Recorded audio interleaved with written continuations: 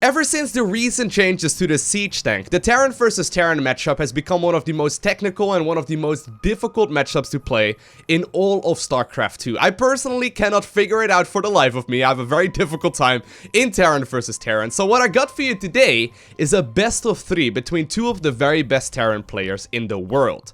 Spawning on this very first map on Habitation Station in the top left corner, we have in the red none other than the reigning world champion from Team Expert. It is going to be ByuN.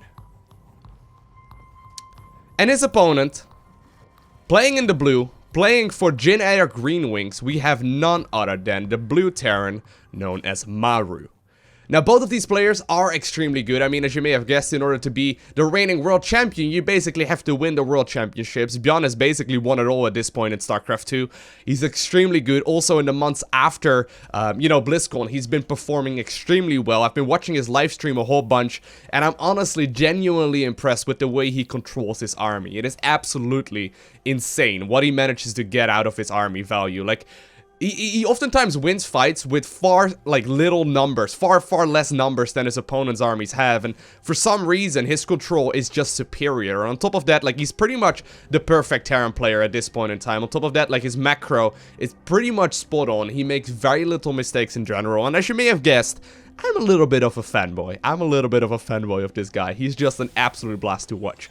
And in the top left corner, like I said, Maru. Now, Maru himself is also a force to be reckoned with. I remember back in, I think it was 2010, is when I first saw this man play. He was very, very young. He played in the highest tournament in the GSL Code S already. I think he was like 11 or 12 or so at the time. Like, he was very, very young, and he's grown up. No, I think he was a little bit older than that. But anyway, regardless, like, he's grown up to become one of the very best Terran players in the world. I believe he's only like 18 or 19 years old right now, and he's definitely still got a very bright future ahead of him. It's gonna be exciting to see what Maru manages to pull off in the future, but as it is right now, he's also playing extremely well. I would say right now, you know, just from statistics alone, I would have to give the upper hand to ByuN just because of how well he's performing as of late. But this is Terran versus Terran. Like I said, recently in particular, to the changes they've made, or with the changes rather, that they've made to the siege tank, as well as to the Raven and all that, as well as to the Cyclone, it has become a very different matchup and much, much more difficult to play properly than it used to be in the past, because of the siege tank pickup being nerfed, and nowadays you can't actually do this anymore. Now, the Marine does go down. Looks like the Reaper does manage to get out of there almost barely in time, but eventually the Hellion does indeed catch up, and all in all, that was a relatively even trade. Now, no expansions going down here for either player just yet. Looks like ByuN is going to be opening up with the Cloak as well as the early game Banshee, and he's going to start producing the double Marines as well as the Widow Mines right now. At the same time, here on the other side of the map, we do see a little bit of harass. It looks like there's a single Cyclone out on the map here for Maru already, who's going to be just fine at warding away this Hellion for the time being. But at the same time, a Viking is also on the production tab. Now, as you may be aware, Vikings have also gotten buffed up quite a little bit. And the changes that were indeed made to, for example, also the Raven, definitely make the Viking a much more potent choice as well. In many instances, since you cannot actually drop a sieged up tank anymore, it is very important to see the positioning of the army from both players. Now, if one mistake is made, this Banshee here could easily go down. Now, it depends obviously on where this Viking is gonna head. Looks like he's just gonna be returning here for the time being. Still looking around, because obviously he knows his opponent. He knows very well what ByuN right here is capable of. In the meantime, Maru going for his expansion. At the same time, ByuN doing the exact same with a Widow Mine guarding the front. But here we go. Banshee is coming in. Cloaking Field is finishing up in roughly 10 seconds from now. One SCV goes down. Second SCV does get hit there. Nice a little bit of repairing there. Did you see that? It was absolutely beautiful. But in the end, already 3 of them do end up falling. Cloaking Field does indeed finish up, but 4 SCVs for a Banshee, where also Cloaked was researched. I would say that most definitely was an advantage there for Maru. He did not lose all too much. Nice little bit of repairing there on that cute SCV. Normally, you can two-shot workers with a single Banshee, obviously, but if you repair them very, very quickly and you click very, very accurately, you may very well keep everything alive. Now, I like this a lot. The quick Raven follow-up, obviously, the missile turrets and all that. that, you know, he can spawn are buffed up. But on top of that, it is still a very great detector. And with that, pretty much this, you know, continuous Banshee play would be shut down right now. Looks like he's gonna just simply use the Banshee to take control of the watchtower, or at the very least, like, guard it, so his opponent cannot just simply take it with a single Marine. And both players are just starting to build up that siege tank count. Now, real quick, okay, in case you missed the changes to the siege tank. Once again, you cannot pick them up, sieged up anymore with a medevac. That is something you could do in the previous patch, no longer. On top of that, the base damage of the siege tank has been upped. It is, technically speaking, like a little bit slower at firing, but it's far more intimidating. And usually, like, attacking into a siege tank line is a very, very tricky thing to pull off. Now, on top of that, since you need vision in order to properly shoot with these siege tanks, in many instances, the air superiority is very important as well. Terran players have stopped making as many medevacs, as they really need to make sure that they keep their armies, you know, alive by simply having superior vision, as the siege tank can shoot extremely far away. On top of that, obviously, high ground vision becomes infinitely more important, but it looks like Maru, at this point in time, does have a very, very staggering army here, and it looks like here, these Vikings, as well as the single Raven, may very well be caught off guard. Now, with proper micro, you can indeed shoot and move at the same time, or at the very least, like, practically shoot and move at the same time. Missile turrets indeed do end up, or the auto turrets rather, do end up going down, but nice little bit of surrounding here with those Marines helps at the very least ByuN get rid of all of these things for the time being. But still, Maru looking solid here in the earlier stages of the game. At the same time, a Banshee going down behind the mineral line. This was the one that was hanging out behind the mineral line for a little while after defending the watchtower, and in total 6 workers do end up falling. So still getting some value out of the Banshee. Obviously, later on into the game, it's going to be far more difficult to really get a whole lot out of that. But for the time being, it looks like Maru has decided that he wants to move across the map. He needs to make sure that he deals as much damage here as possible. Third base did indeed go down right now for ByuN. It looks like Maru is not fully aware of that just yet, but obviously, that is a big investment. But for the time being, ByuN has been defending beautifully here as well, not really losing a whole lot in the earlier stages of the game, while still dealing a little bit of harassment damage to his opponent. You can already start to see that reflected in the mineral counts there, as well as the supply counts. Now, gotta be very careful. Like I said, if you want to move forward here with the siege tanks, and you are fighting into a line of siege tanks that are already sieged up, you are oftentimes going to take at least a couple of shots, and that will, you know, usually give a severe upper hand. Of course, you gotta keep in mind, at this point in time, Maru does indeed have the air superiority, so he could go for some medevac harass if he decides to do so. And indeed, we do see the double medevacs in the production tab right now. Now, Widow Mine actually burrowed in quite a nice position. They managed to pick up a kill there on one of the Marines, but it looks like the Marines are gonna move out on the map just to do a little bit of scouting and to potentially see incoming armies. Now, once again, the Viking fights are very, very important. Whoever has the bigger army counts in the air oftentimes ends up winning the ground battle as well, because you have to sacrifice quite a little bit. Gotta be extremely careful though. Obviously, these Vikings need to be microed well. The SCV is going straight for the repair, and so far this is starting to be a relatively even game. I mean, supply-wise, yes, ByuN is still ahead, but it's very difficult to close out a game in Terran versus Terran when you are indeed fighting into the sieged up tank lines. Now, one thing I would be worried for if I were Maru at this point in time, like, he still doesn't actually know about this turret. He's gonna find out here very, very shortly. He's gonna try and burrow it. I'm assuming here he already at the very least a vague understanding. He may actually do some damage. Well, there we go. A single worker, I guess, goes down, but still, like, you gotta keep in mind here, this is hurting a lot. Like, this can definitely, you know, just give him a severe economy advantage for ByuN, that is. Obviously, he's had that third base up for a little while, and what the third will be landed here for Maru. Supply-wise, slowly but surely, the advantage will be gained. We do indeed see one of the sensor towers out on the mini-map right now as well. You can see the circle, which basically gives ByuN a bunch of vision, and gives him a little bit of information on whether or not the siege tanks can stay at the front, or if they need to be moved into the main instead. Now, a few Vikings, once again, trying to move forward. It is going to be 3 Vikings versus 3 Vikings. They do take a couple of shots against each other and trade a 1-for-1. +1/+1 did just finish up right here for Maru. At the same time, we see the combat shield being researched here for ByuN, and he's also going for his own upgrades, just about to finish up +1/+1 himself as well. Probably gonna go straight into 2-2 as soon as these players realize that indeed they did finish up the upgrades. But it looks like Maru has decided that he wants to go on the prowl.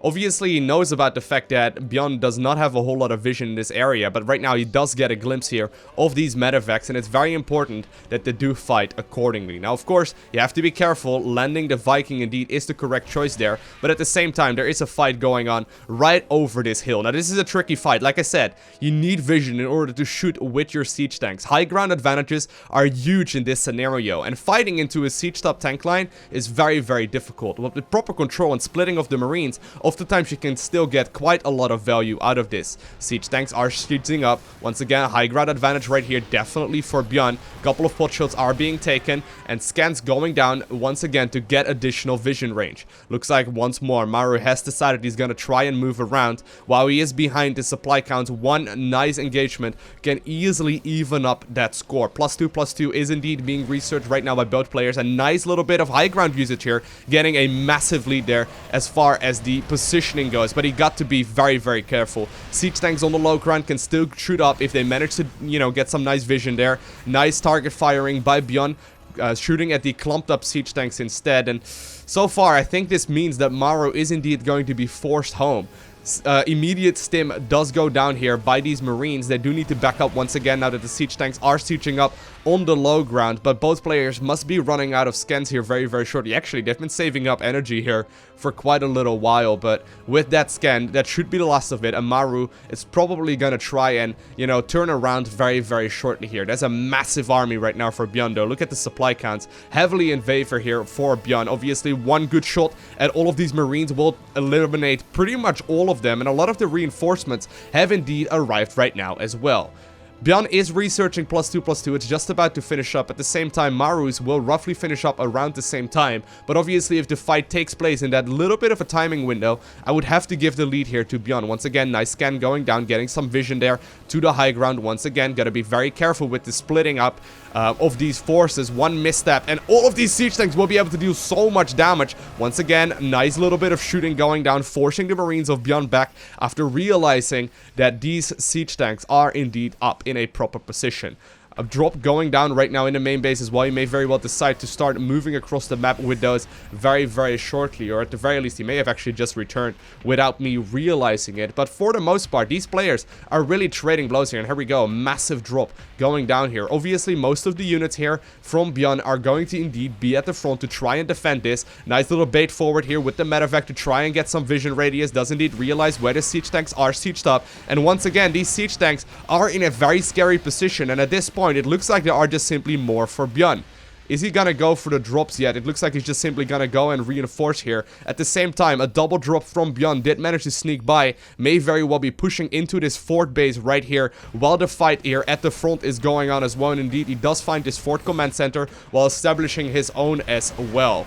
Nice little bit of vision. Once again, Maru does get a nice few hits off, but obviously with the high ground vision here from ByuN, this is going to become much, much easier. At the same time, the Marines that were fighting the fourth are not quite done just yet. It looks like they are going to continuously fight here at the third base as well. The command center has indeed been forced to lift off, and the Marines will be...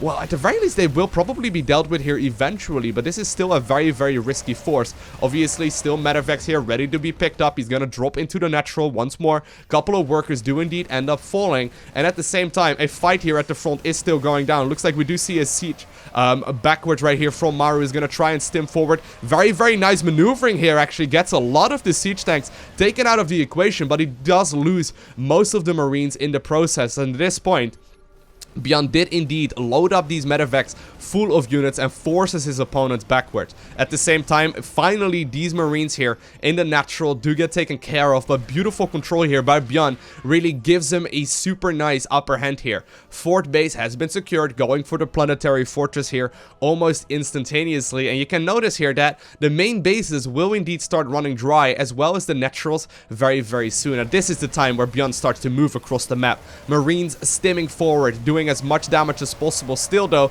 gotta be very, very careful. The siege tanks going for the surround on the other end of the watchtower. Time to mitigate, or trying to mitigate as much of the splash damage here as possible. Still not wanting to move all too far forward. Obviously, you gotta make sure that if you fight in the sieged up Liberator lines, that can spell disaster as well. Nice little bit of pickup micro there by ByuN, unsieging the tank and once again picking it up and moving it backwards. Once more though, Liberator going to town. Gotta be very careful. Nice splitting up there. Does manage to take out that Liberator with the 3 Marines, and it looks like 1 lives to tell the tale as well. Picked up Marines here will be dropped on top of the siege tank to do as much damage here as possible, because obviously these units do indeed do a lot of splash damage, and that was a very beautiful trade as well. At the same time, the Vikings moving forward, trying to get as many shots off on those medevacs and the opposing Vikings as possible. A lot of these siege tanks are starting to run very, very low, but you gotta keep in mind, while this is all going on, the 4th base is mining from ByuN. He's getting a lot of income here, whereas opponent is basically forced to trade as efficiently here as possible. With 1 misstep, Maru will end up falling severely behind in the supply count. Nice little bit of splitting up. Once again, gonna try and get some vision here of the potential 4th base. Looks like that 4th base isn't up at the very least for the time being. Maru trying to fight here with a few of his Vikings to get rid of his opponent's Vikings as well. Still trying to target fire down the 1 weakened Viking of his opponent. Drop did manage to get towards the fort, and you will be happy to find out that it's not even up here in the first place. Liberator once again moving forward, doing as much damage here with that huge amount of range as possible. Siege tanks not able to shoot up. Couple of Marines forced to stim forward. Siege tanks in the back will try and do as much splash damage here as possible. At the same time, the Marines indeed moving into the 3rd base, doing as much damage as possible, and it looks like this will trigger Maru to back up as far as he possibly can as well. Siege tanks dropped in the back here as well, trying to siege them up once again, but a lot of SCVs do indeed end up falling, and so far ByuN has managed to kill a very, very significant amount of workers. As far as the units lost go, you can really clearly see that there have been a lot of units here that were lost here from Maru, or for Maru rather, but I gotta give the advantage here to ByuN just for superior control, doing exactly what ByuN is known for best. Still has a couple of idle Vikings here as well to try and pick up any kind of potential drops to the main base. Obviously with missile turrets and reinforcements joining in there as well, he would be able to shut this down, but at the same time, Scan going down at the 3rd will be able to figure out that the opponent army is not there, and a little bit of an uncharacteristic move here. Maru manages to get a super nice position, and the question is there enough forces right now, or are there enough forces here to clean up all of this army here from ByuN? Once again, fighting into his siege top Terran player is very, very difficult. Here we go, sieging up once again in the back, moving backwards with the Marines, as soon as realizing that the stim pack indeed was starting to run out, as well as the siege tanks, you know, sieging up once more. Stim pack, after realizing that the siege tanks were unsieging, and the players are slowly but surely advancing towards each other. Still very, very solid positioning here with siege tanks in the back. Will be able to take a lot of shots, and once more trying to get that vision radius here to get a couple of hits off as well. Last Viking did indeed end up falling just now. That does mean that Maru will be able to dominate the skies for at least a little bit, and it looks like ByuN has decided to move a couple of his units over. More and more reinforcements coming in. 4th base eventually did get landed from the main, moving over towards that 4th base, but it looks like Maru is forced to fight here. He's still smelling blood. He's still not willing to give this game up right here, because obviously he's still got an enormous army, but I really feel like he needs to be very careful here, because there are a ton of units here from ByuN. And once again, usually the defender's advantage is absolutely enormous in the Terran versus Terran matchup.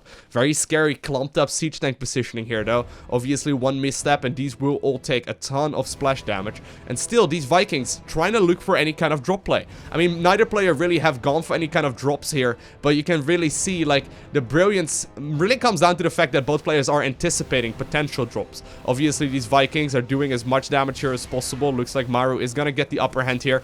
Couple of Marines once again managed to snuck by, but at the same time, a huge fight going down at the 3rd base here of ByuN. A lot of siege tanks in the back dealing a lot of damage, but also likewise for Maru, a lot are positioned correctly. 4th base is taking a lot of damage and may very well go down here. It is currently burning down to a very low amount of HP, only 7 HP remaining, and this thing will indeed end up falling. And with that, ByuN has really established a superior game here.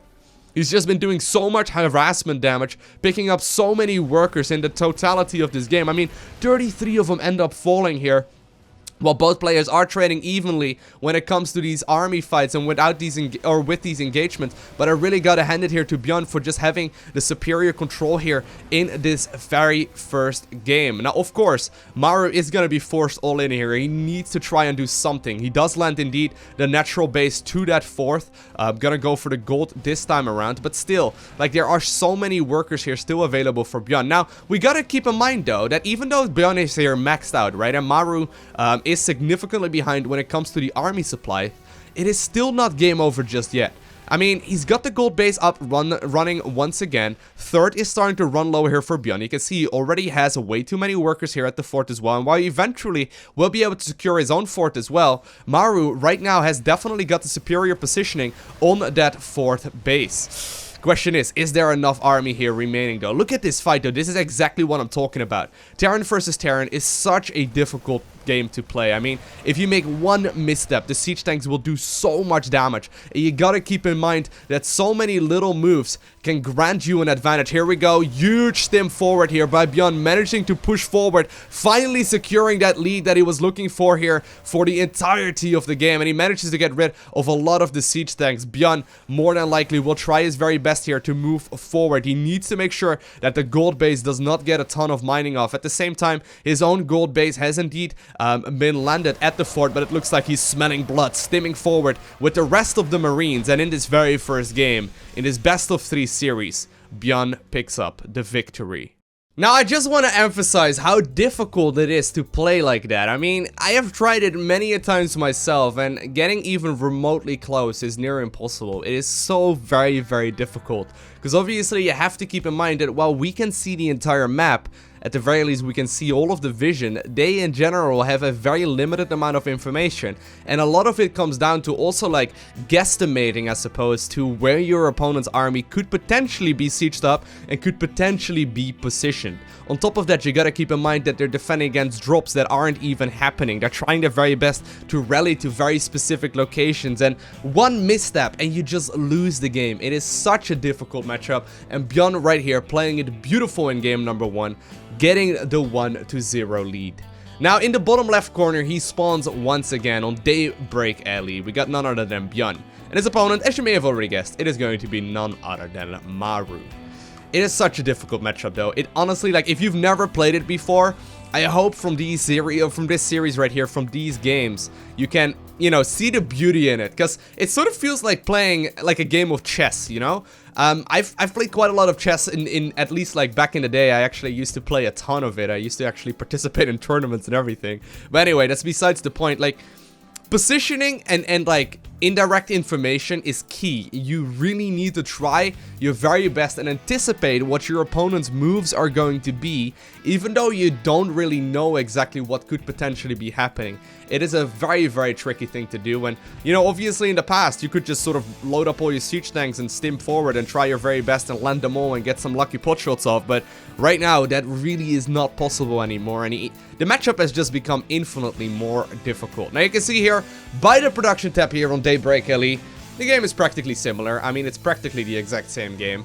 Oftentimes, in many instances, you can cast the beginning of the game, at the very least in the mirror matchups, just purely from the production tabs alone, because a lot of players will indeed be playing similarly. Now, subtle little move there from Maru. Basically, what he was checking for right there is potential Marines joining the fight if it would be like a triple Rex proxy or whatever. Obviously, he could also be looking for Reapers at that point in the game. And at the same time, ByuN has decided to put his Reaper on the Watchtower, so he's going to be able to defend with it quite nicely. Now, nice Marine there, or nice shot there actually, from Maru, getting the upper hand there, and will be able to ward away this Reaper, but of course they do heal up outside of combat. At the same time, first Cyclone going down from both players. Both players really mirroring each other's builds right now, except for the fact that there is a reactor going down on this barracks, whereas there indeed is a tech lab going down here for Maru instead. Now, there is already a tech lab right here on the starport anyway, so both players will indeed be producing very, very similar armies here for the time being. But actually, we do see a slight change there. Maru decides to not indeed move over with that tech lab right away, but goes for the single Viking here first and foremost. Now, these players have been fighting off for quite a little while. The Cyclones indeed hitting each other, and it looks like well, Maru is gonna indeed pick up the early game advantage, keeping one of his units alive. Plus, on top of that, he figured out exactly what was going on here. He got the vision, and I'm assuming that is indeed what did trigger that first Viking to be produced before switching over to the tech lab. And I wouldn't be surprised if he even goes for like a Raven or something, as that has indeed, yeah, and there we do see it, like that has indeed become a very standard unit in this matchup as well. Command Center going down here for ByuN. He's going to try and expand off of this. At the same time, we saw it go down a little bit earlier here for Maru. I would say, though, so far, this is looking beautiful here for Maru, who's managed to pick up that early game lead. But on top of that, he's fully aware of what his opponent is doing. At the very least, for the time being, he can make some very, very solid guesses. And once this Raven comes out, he's going to be able to defend against the Banshee harass, in particular with the Cloak, with a relative ease. Obviously, he doesn't know whether or not his opponent is actually researching Cloak, but in most instances you could probably assume he will be, because ByuN really does favor this build. Now, Cloaking Field will be finishing up right now. Banshee arrives right in time. He will be able to start dealing a little bit of damage, not triggering the Cloaking Field just yet. Viking, where is it? Oh, it's right there in the main base, together with the Raven. So a single SCV does indeed end up falling. First gas in the natural immediately taken, but this is all fine and dandy. And look at that. Like, even ByuN, he doesn't know that there is defenses ready. I mean, he didn't see a missile turret, but he knows that his opponent knows that he scouted it. So you get this crazy metagame as well, where Maru could have even decided not to counter this Banshee at all, just because he knew that his opponent knew that he was countering it in the first place. You know what I mean? Like, there are so many metagames going on in Terran versus Terran, and you gotta keep in mind that these players play a lot. Like, they face each other a lot in tournaments, and oftentimes there are a lot of, like, mind games going on as well that make this infinitely more difficult. But it looks like we do indeed see that Siege Prank production here, as well as the switch over to the Starport. So very shortly, we will be able to see the Vikings. And at the same time, Maru is already producing his Vikings. He's got his siege tanks in production right now as well, and he's trying his very best to get as big of an army here as possible. Neither player really focusing all too much on the Marines in the earlier stages of the game, and really trying to get that siege tank medevac count out first, with the Viking support here in the sky. Now, of course, he does indeed try and get all of the upgrades here on these Marines as soon as possible, but as you may have noticed, there is no stim pack going down here just yet. Now, I wonder when we're gonna see that. ByuN being a little bit late on that, it feels like. At the same time, though, Maru has got his upgrades coming in here very, very shortly. Not having stim packs here on his Marines either, but it looks like he's gonna start moving across the map. And you can see supply-wise, it has been evened up quite nicely, but Maru still definitely does have an advantage. Now, this Banshee, once again, trying to scoot by here. There is a dropship going down here as well for ByuN with the double medevacs, getting them much earlier on into the game. And he's got to be careful, actually, because he will get scouted here almost immediately. He's got to be very, very careful. The Vikings are on the prowl. They're trying to do whatever damage he can. And it looks like ByuN has indeed been caught off guard, and that dropship ends up falling. And a lot of the units inside indeed ended up dying here as well. Beautiful pickup here by Maru, moving forward at the perfect time. And while that Banshee will be able to do a little bit of damage, it looks like the missile turret will finish up in time, which is the only reason why Maru decided to move out in the first place with the entirety of his force. Beautiful siege tank positioning, and indeed, it looks like Maru picks up game number 2. Now, if that game doesn't show you how volatile the Terran versus Terran matchup can be, I don't know what does. I mean, one minor misstep right here from ByuN, and immediately he has to go ahead and lose that game. Maru just simply outpositioning him and outplaying him in the earlier stages of the game. However, the last game of this best of 3 series is going to be on Vani Research Station. Right here on the bottom side of the map, we have the red Terran player, the current world champion of StarCraft 2. It is going to be none other than ByuN. And his opponent spawning on the other end of the map, playing beautiful in game 2, just simply playing superior in the earlier stages of the game. It is going to be none other than Maru.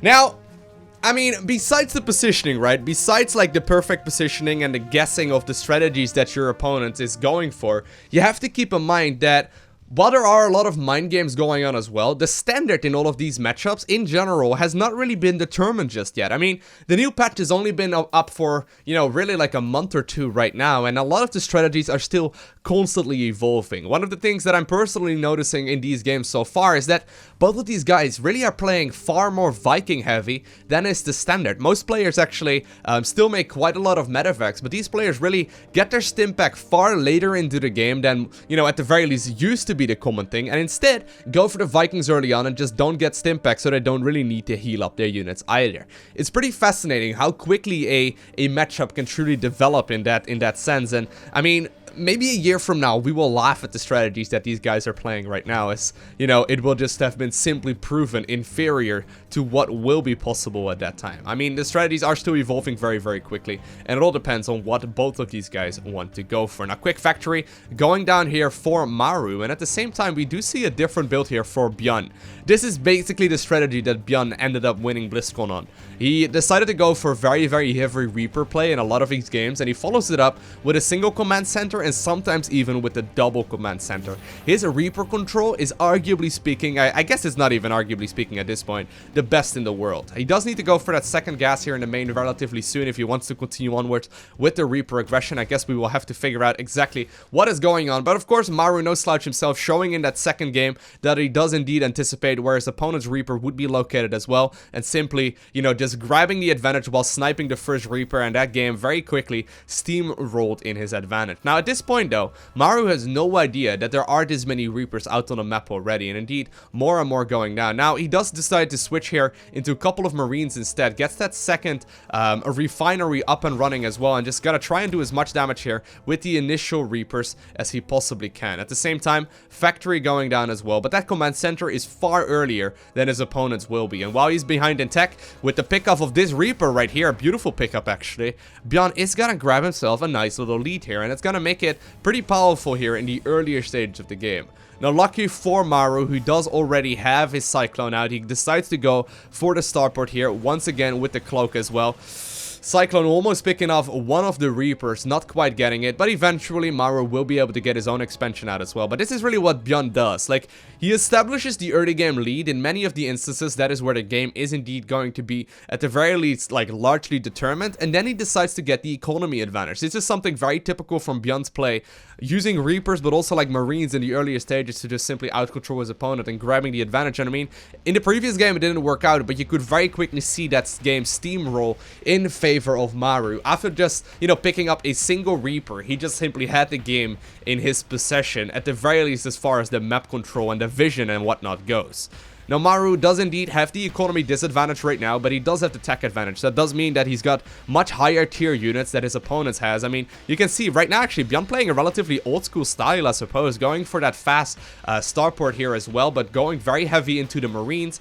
Does get the factory out now as well, but he's got a reactor building on that, so he's going to play a much more bio-heavy style. He's going to have that stim pack done early on, but he is forced to play with the Vikings here as well, just to try and deal with his opponent's aggression. But nice little bit of missile turret positioning here, will be able to get rid of that. One mule does indeed end up falling, which is a couple hundred minerals that Maru did just manage to pick up, but so far this is looking rather good as far as ByuN's economy and army positioning goes. He's gonna be able to, you know, at the very least ward away this this Banshee here eventually. The Viking is out as well. Question is, does he want to stim here? It looks like he doesn't really even have the energy for it just yet, although he can decide to do so right now.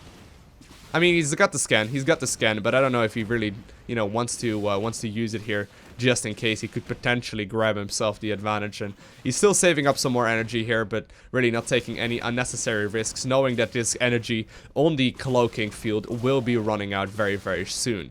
Now, a couple of workers do indeed end up falling. I mean, 7 kills right now on this one Banshee. Not all worker kills, but still a very, very solid amount. Will definitely grant him a nice little lead here in the earlier stages of the game once again. He didn't really take any damage here in the earlier stages from the early game Reaper, and there we do see the stim forward after the Banshee just slightly overextends, and ByuN eventually managed to get rid of that. But that is still 7 workers that ended up going down. On top of that, Maru did secure his third command center as a quick follow-up as well, which I like a lot. But with that, the second Banshee has arrived in the main base. Now, there are still plenty of scans available here. If he wants to, he can definitely go ahead and scan, and there we do see the scan go down. Viking will be able to get a couple of shots. Marine trying to close the distance here as well, and I wonder, wow, he just flew outside of the radius. A second scan is forced to be used, which is huge. Like, that alone already almost pays for the Banshee. He got a couple of kills as well, but so far, I gotta hand it to Maru for very solid control here in the earlier stages of the game, though.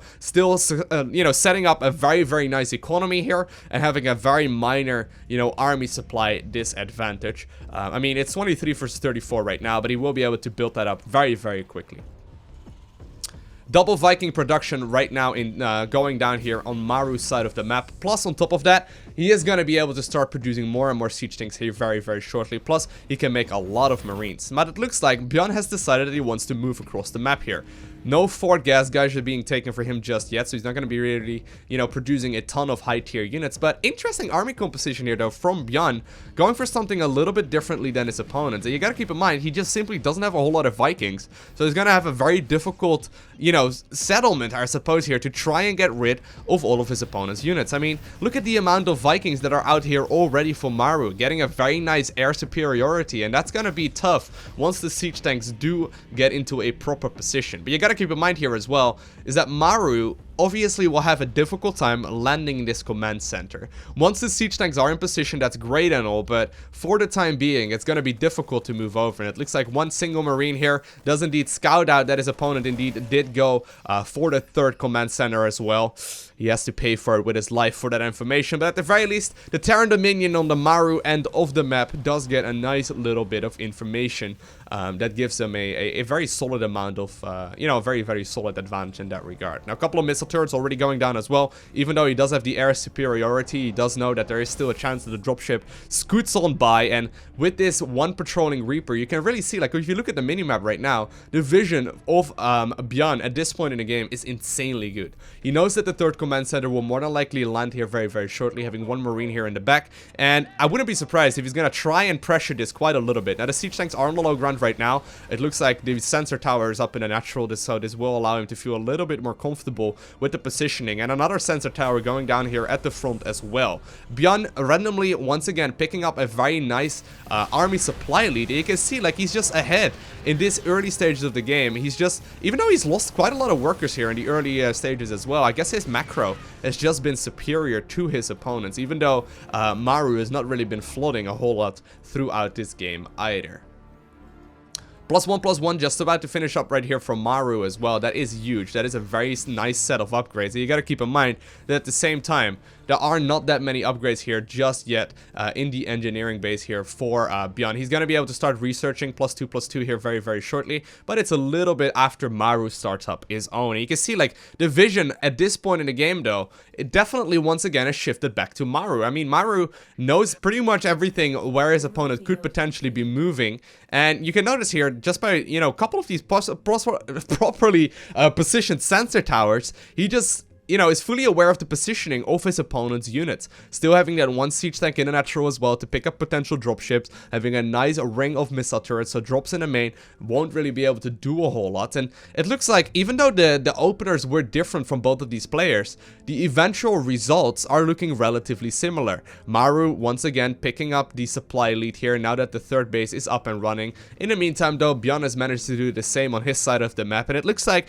we are in a relatively similar position like we were in game number 1 as well, where both players really are just, you know, trying to build up a massive force while trying to rotate and take proper engagements. And really, it depends on how well they control their armies, on how well these engagements will go. And it looks like Maru has decided to pick up 3 full medevacs, and he may very well try and catch his opponent off guard. You gotta keep in mind that at this point, there is very little vision here on the left side of the map for ByuN, and he has no idea that these dropships will be able to push forward here very, very quickly. Nice little bit of scanning here from both of these players as well to try and figure out where the army positioning is at. And it looks like with ByuN's army caught across the map, a lot of these marines will be able to do quite a solid amount of damage. These medevacs are pretty much all full in energy, so that does mean indeed that he will be able to pick up a lot of these forces. And while the micro here is solid on ByuN's end as well, he is forced to bring his entire force back home, but he cannot lose these medevacs. Beautiful target firing there as well, manages to pick up one of the full ones, but that would have been brilliant here for Maru if it wasn't for the fact that he just randomly lost one of the full medevacs because of the really solid target firing down from ByuN, and Maru just simply, just for a little tiny bit, right, overextending, just simply being a little bit too far forward. But it looks like he's just gonna simply hang around with these medevacs here for the time being, scanning his opponent's base and trying to figure out exactly what is going on. Maru is on the prowl. He's moving across the map. Fort base is going down one marine. We'll be able to scout out that that is indeed going to be the case, but it looks like we are once again in a similar scenario, but this time around the armies are even in size. at the very least at this point in the game. You gotta keep in mind, these Vikings actually doing quite a lot of damage. He's gotta be very careful. Losing a full medevac once again would give a nice lead to ByuN, but he's gotta be careful actually. This one siege tank is in a really strange position. It looks like ByuN has decided to go for a counterattack, potentially picking up any of the, you know, dropships that could be coming in or whatever, but he's gonna try and simply pick up the fort base while leaving all of these siege tanks right here relatively exposed. I wonder if Maru is gonna go for it, and it looks like that is indeed going to be the case, moving in these siege tanks forward as well to try and get a nice little bit of engaging going. Fort base is forced to get cancelled here, and with the siege tank production, or the siege tank positioning rather here in favor of Maru, a lot of these forces here from ByuN will end up falling, but will it be enough? Is there enough economy here from both of these players remaining? Main bases and naturals will start running low here very, very shortly. Fort bases will be pretty much a mandatory thing very, very shortly here as well. With Maru losing a lot of his forces, he's gonna be extremely careful. Nice setup here by ByuN, surrounding all of these forces, stemming forward with the Marines, picking up so many of the dropships, and without Maru realizing that these forces were still out on the map and them not returning to the natural just yet. Wow, that was beautiful. ByuN just simply picked up a very, very nice lead there, stemming so many of the Marines forward, but there are still a lot of reinforcing units here for Maru as well.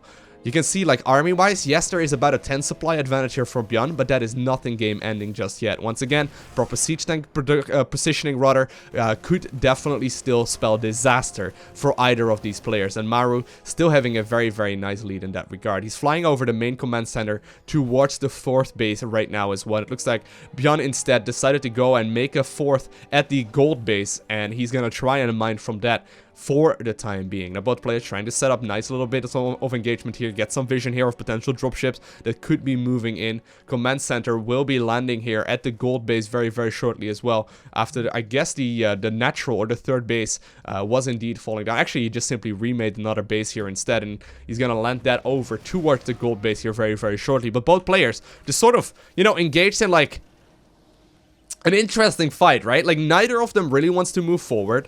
Players are trying to set up surrounds and trying to set up engagements, but both of them are starting to get close to maxing out, so something will need to happen here very, very shortly. They can't stare each other down here anymore, and it looks like with a huge stim there, Maru is going to try and do a little bit of damage, potentially scare his opponent into sieging up all of the tanks, and it looks like all of the tanks indeed do get sieged up. Vikings once again moving forward here to try and do as much damage here as possible, get some vision, try and snipe down as many of these medevacs as possible as well, but it looks like ByuN has decided to split up 3 full medevacs, and he's gonna try and do some damage with that too. Constant scanning going down here, both players fully aware of exactly what is going on. It looks like Maru is indeed gonna already nicely split up a small clump of units to get towards the fort as well. You gotta keep in mind though, ByuN could potentially be going for the main and the natural here as well, and it looks like indeed that is what's going to be the case. Obviously there are missile turrets here, but the siege tank that was previously defending this army has indeed been moved over, and a lot of these forces will be able to do a significant amount of damage. Looks like Maru is gonna be forced back home, at the very least for the time being. A command center in a natural will end up falling, but Maru still mining from a newly acquired fourth as well as a fifth base right here at the gold 2. Now, this is still a risky one though, because all of these units could easily move over and once again start harassing the gold base here as well. But with these Vikings dealing damage, I wonder if ByuN could potentially have overstayed his welcome. A lot of these units indeed will end up falling, and while he's trying desperately to push out to the front as well, Maru very, very properly controlling the defenses here as well, picks up a solid supply lead. And while there aren't that many Marines here for the time being, this is still not game over here for ByuN just yet. I mean, he's still got a powerful army, he's still got a very powerful economy as well, but slowly but surely, the longer this game goes on, the more difficult this will be for him to control. And with the constant scanning, I mean, look at this, huge stim forward once again from ByuN, or from Maru rather. He's gonna be able to pick up a couple of workers, or a couple of Marines here at a time, and with this engagement here going way in favor of Maru, he is looking extremely solid there. One of the dropships fully loaded does indeed end up falling there as well to the Vikings, and slowly but surely Maru is dismantling his opponent. But you gotta keep in mind, once these siege tanks are indeed sieged up, which is the case right now, it is gonna be difficult to move into these units. A lot of the siege tanks once again trying to set up their engagements, sieging up here in the back. There is a very nice amount of units here in general. Viking count looks like it's going to be in favor here of Maru, at the very least the amount of anti-air here. One Liberator still going down as well. He's going to try and siege that right there to try and force the siege tanks at the front to unsiege as well. It looks like that indeed does trigger the unsiege here. He's going to try and do his very best to pick up as many units here as possible. Siege tanks in the back, however, sieged up, will force Maru Marines to go home once again. Another command center being produced here at the Golden Base as well. And slowly but surely, it looks like Maru is setting up this engagement in the way that he likes it. But magically, somehow, some way, ByuN did just manage to get himself an even amount of supply once again. And with this huge stim forward, a ton of these Marines will be able to, you know, do a significant amount of damage here to Maru's siege tanks. At the same time, a drop going down at the fifth base rather here at the gold. Medevac doing a little bit of harass, but that planetary getting rid of most of it. And while, you know, you will be able to land and maybe do some damage in the natural, they will be dealt with just fine. A lot of the Marines, however, have made their way to the last mining base here of ByuN. He will need to try and take this out, and with those siege tanks indeed in a proper positioning, it looks like this may very well trigger ByuN to go all in. Still a ton of mining down here for Maru. As you can see, the supply count heavily in favor of him, and with this last army here of ByuN, he will need to work magic if he wants to potentially pick up the victory here. So many command centers still ready to go here for the blue Terran player, and while you may be able to pick up one base, ByuN that is, there are still many other bases here ready to continue that mining just fine. Here we go though, nice little bit of sieging up here once more. He's gonna try and stem forward. Maru, that is, trying to surround all of these siege tanks. Nice splitting up there of the army. The medevacs will take a significant amount of damage, and with that, Maru has secured a dominating lead, picking off the significant forces there of his opponent and still having a superior amount of economy as well. Looks like ByuN is not giving up just yet, however. Obviously, he knows that he needs to win this game if he wants to continue onwards, and this is a tricky one. While he is mining from this newly acquired, I guess this would be the fifth base at this point, there is a huge amount of forces here right at his doorstep, and are there enough Terran units here to hold on to this objective? Yes, siege tanks are incredibly good, and yes, if you manage to pick up a lot of forces like that for free, it can indeed grant you the advantage, but the sheer amount of stuff that is available here for Maru will just simply trigger him to stem forward, try and, you know, split up the siege tanks to the best of his abilities, try and mitigate that splash damage, and with that, he cleans up the last mining base here for ByuN, and GG is called, and Maru ends up taking the series. Such beautiful technical play though. Terran versus Terran is incredible to watch. I love watching it. Playing it, however, can be a little bit more tricky. I hope you enjoyed watching this series of videos. If you did, or this series of games rather, if you did enjoy the video, make sure you hit that like button down below so you know, or I know at the very least, that you want to go ahead and see more. And while you're at it, you can also follow me on Twitter, Instagram, and Facebook, as well as subscribe so you get notifications as soon as I upload more. I want to thank you for watching. Have an amazing day. Do not forget to smile, alright? And I will see you in the next one.